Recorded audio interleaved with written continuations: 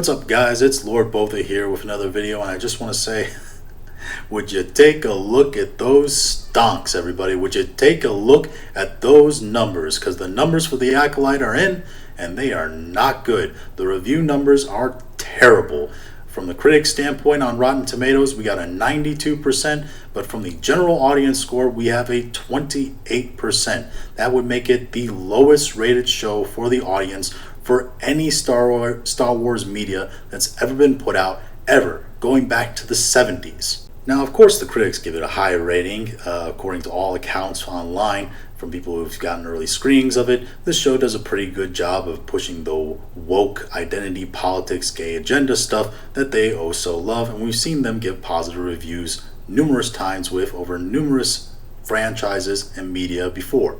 The terrible general audience score, though, has some elements and some media outlets calling for review bombing accusations. Screen Rant themselves put out this post on X here claiming that the show was being negatively review bombed.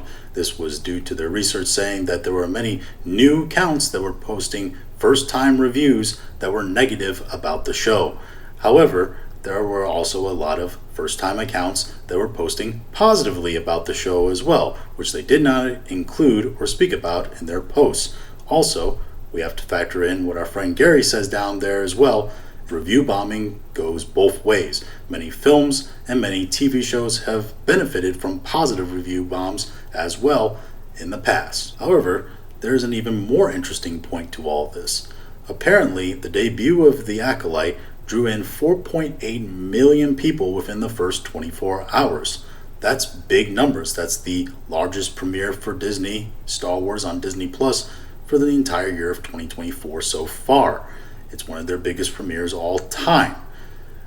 What does that all mean? Well, that means that if we take into the large negative review count for this show, that means that people are essentially lull watching and hate watching the show.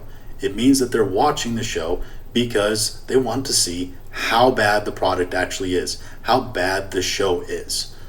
We should also take into account why people might want to negative review bomb or maybe just write a negative review in general of this show that go beyond the scope of what just the show is. Maybe it has something to do with all the negative press that was put out about the show.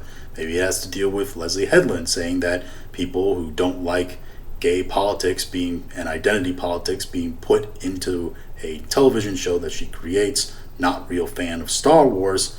Or maybe it has to deal with the fact that she and Amanda Stenberg said that this was the gayest show and that they were into it and that Star Wars has always been really gay.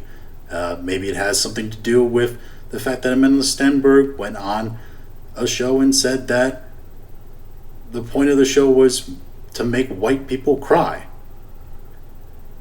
Maybe these insults and these jabs and these laughing at fans essentially for caring about the show has to deal with why people want to negatively review the show beyond just the content of the show. Or maybe, just maybe, the show is not good as well.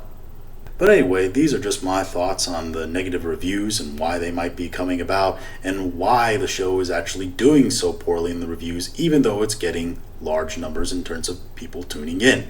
If you have your own thoughts on this, feel free to leave them in the comments.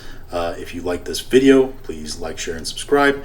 And if you didn't like this video, I appreciate you listening this long, and we'll talk to you again later.